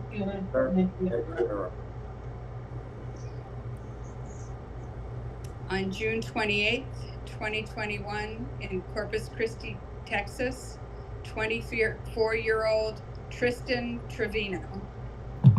Tristan Trevino. On June 28th, 2021, in Commerce City, Colorado, Robert Alier. Robert Alier. On June 28th, 2021, in Azusa, California, an unidentified person. So just think about them. On June 29th, 2021, in Flower Bluff, Texas, 32-year-old Philip Sanders. Philip Sanders. On June 29th, 2021, in Graham, Texas, 39-year-old Stephen Winder. Stephen Winder. And that's the list for this week. I did want to note a lot of those folks, they list in them that there was a concern about mental illness. And we know that in many cases where there is a police shooting, this is part of the issue, and that's something that we need to address. Thank you for that. And I'm thinking too, not only we need to address the mental illness of the loved ones that are getting murdered, we need to address the mental illness of these killer cops that are murdering us. That comes hand in hand. And a lot of times they don't talk about that. They let these murderers go in there and they murder, and they do it as if it's a sport. They get off on it, and meanwhile they leave us forever heartbroken, torn. You know, it's disgusting. So again, yeah, thank you again for the list. Marcellus, I want to check in. Do we have any more comments or questions? Yes. So, Gretchen posted, Free Keith Davis Jr., join a street team to go door knocking and make sure everyone in Baltimore knows his story, and she posted the link. Angela said on Facebook, "We are going to fight until we can't fight anymore." Kelly Lemons Carter posted the prayers emoji for all of the fallen victims, and on YouTube, prayers, love, and light from Smiley Forever 66. Prayers, love, and light to the families and community members impacted by their loves lost to community violence. Mic check. Mic check. Mic check. And, yeah, so thanks everybody for commenting. Thanks everybody for tuning in. And again, just a friendly reminder, next week we will be out, boots on the ground, at the medical examiner's office. That's 900 West Baltimore Street in Baltimore. And we're going to be out there, not just for Timothy Fleming's family, but for all the families, you know, because every case matters. And the saddest part, like, what if your loved one was murdered? And if, as horrible and horrific as that is, right? Then you have the medical examiner's office that is actually doing an autopsy with your loved one. That final exam, that final medical exam. You know, we go to the hospital, we get our regular daily physicals, making sure we're okay. But as we leave this earth, we have to get this final exam that basically is sacred, that's supposed to just tell us nothing but what happened to us. What happened? Did I get shot 7 times in my back? Did I get shot, you know, in my head? Did somebody stab me? Did I get beat to death? Like, whatever. And they're supposed to come back with the truth, nothing but the truth. What they do is come back with lies, and that is horrible. And I hope everybody, and I always bad luck on nobody, but I feel some type of way. Y'all know I don't have a filter. So, I'm gonna make this statement, and I mean it. And this is not West Wednesday. This is not running for justice, ceasefire. This is Tawanda Jones. Only me. They don't even know what I'm about to say out my mouth. But I will say this. Anybody that ever was trusted to do their job with integrity and truth, and you turned around, and especially when you're doing a medical exam, an autopsy, something so private, something so sacred as to getting the truth out. What happened to the deceased person? Did they have this, that, and the third? And you write something And that's Mr. in the minds of not the victim of what happened, but because you want to make it fit. I wish you karma. That's what I wish. I wish whatever crud you do, I hope you get it back double for your trouble. That's what I wish.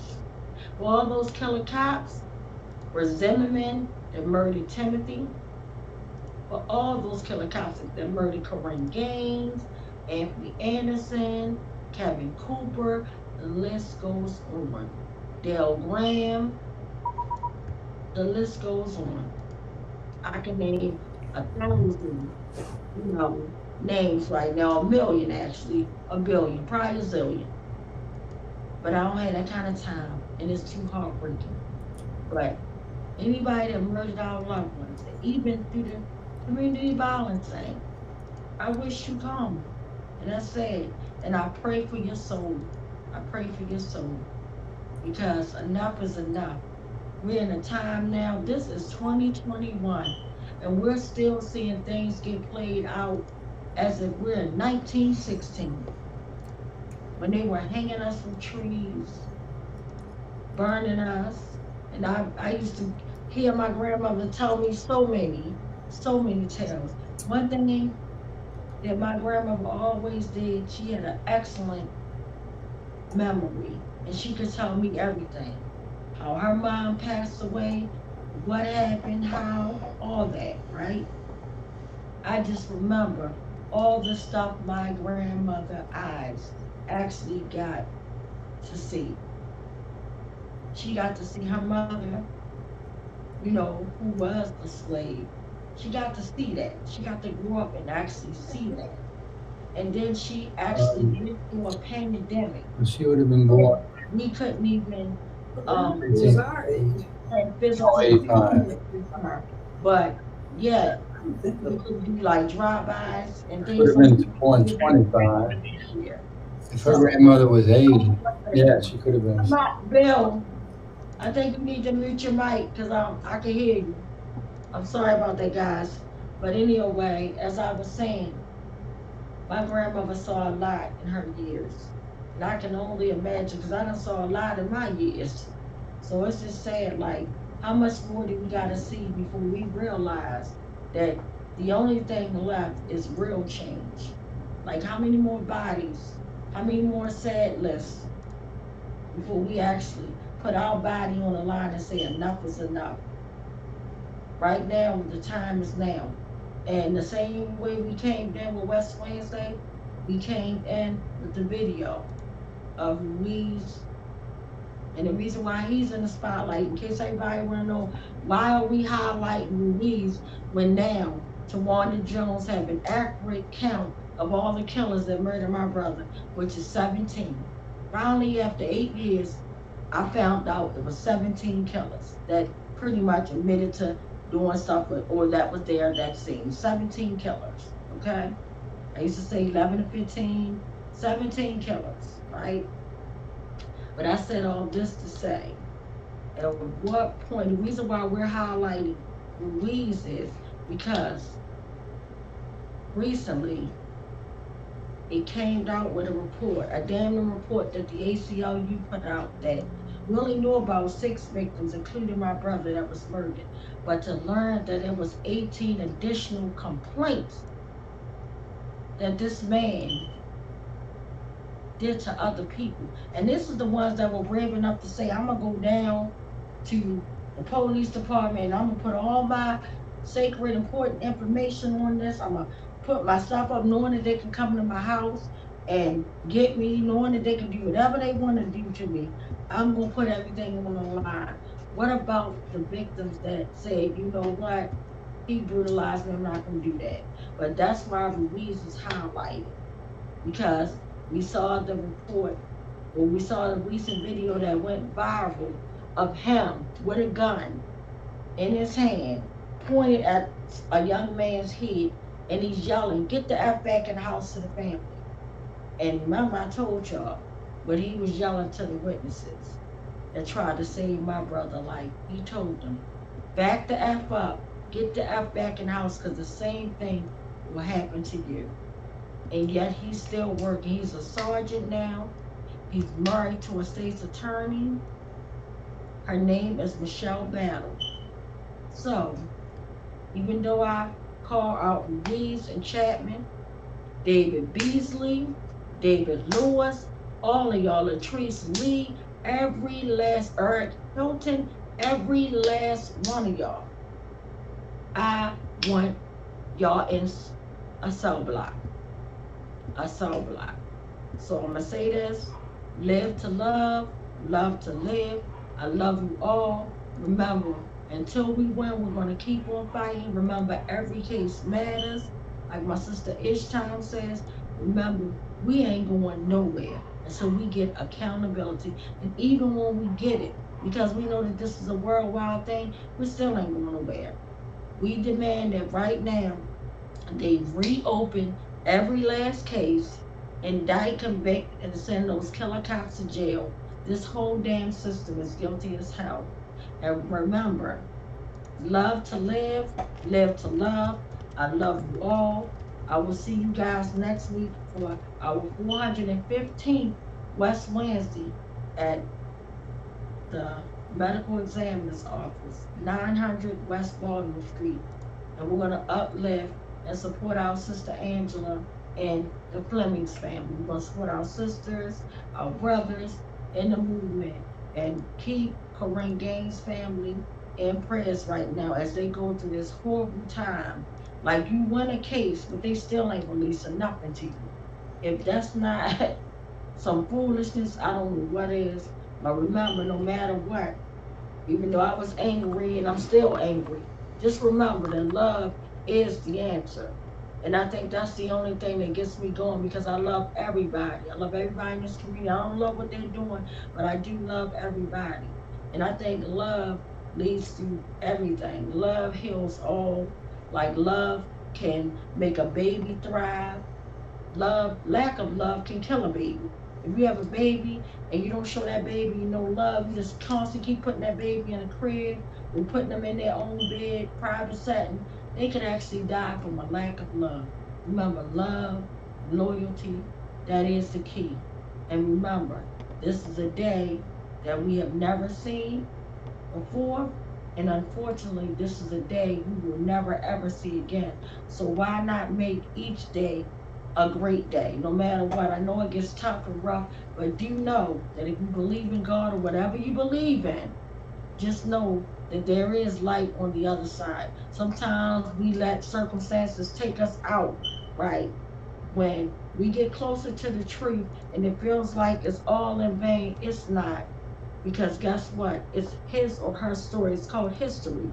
What will your story say about you when it's all said and done? Unfortunately, we all got our day. We don't know our day.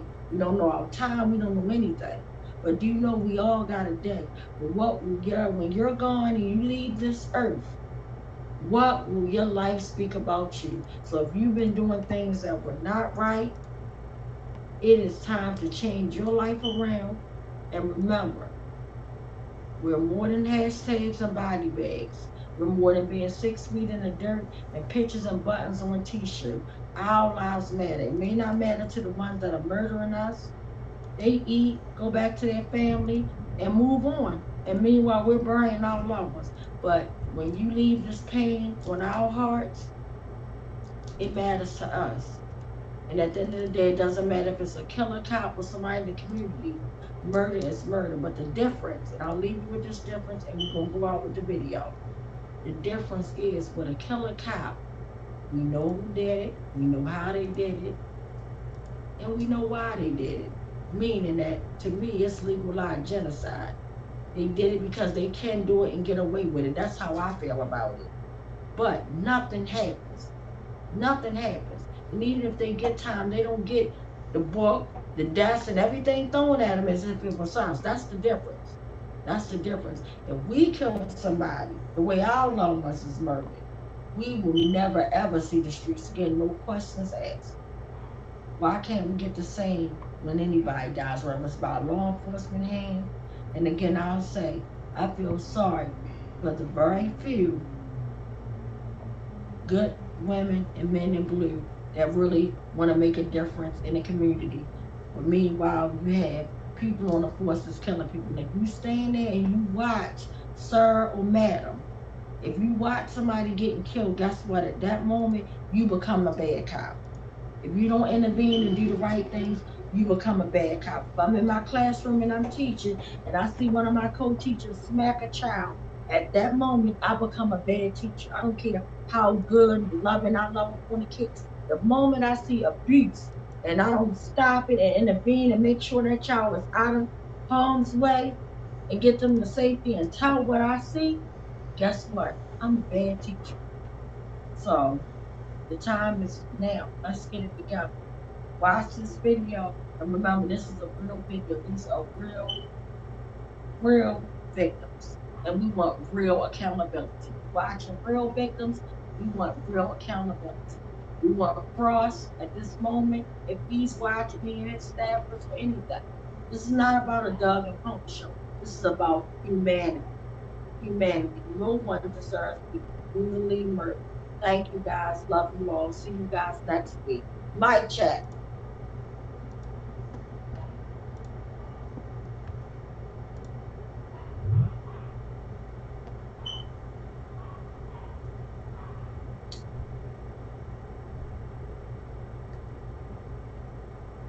And Mr. West begging for his life, and Mr. Salam begging for his child to be excluded and comforted from what was taking place. Not for himself, but for his 3-year-old child.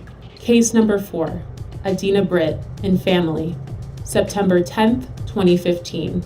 My name is Adina Britt, and I wanted to submit a 30-second testimonial that Jorge Omar Bernardez Ruiz is one of the 11 terrorists that came into my house performing a home invasion in September 2015, terrorizing my entire family and even holding my 12-year-old son at gunpoint. He needs to be stopped. Case number 5, unidentified arrestee, assaulted in 2016. I suggest you back the fuck up. No.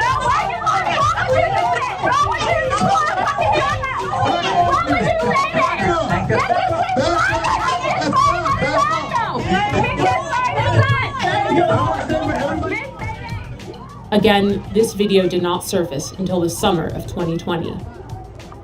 Case 6, Thomas McCullough, May 2016 and February 2017. I heard my front door coming off the hinges like it exploded. Thomas McCullough says it happened twice.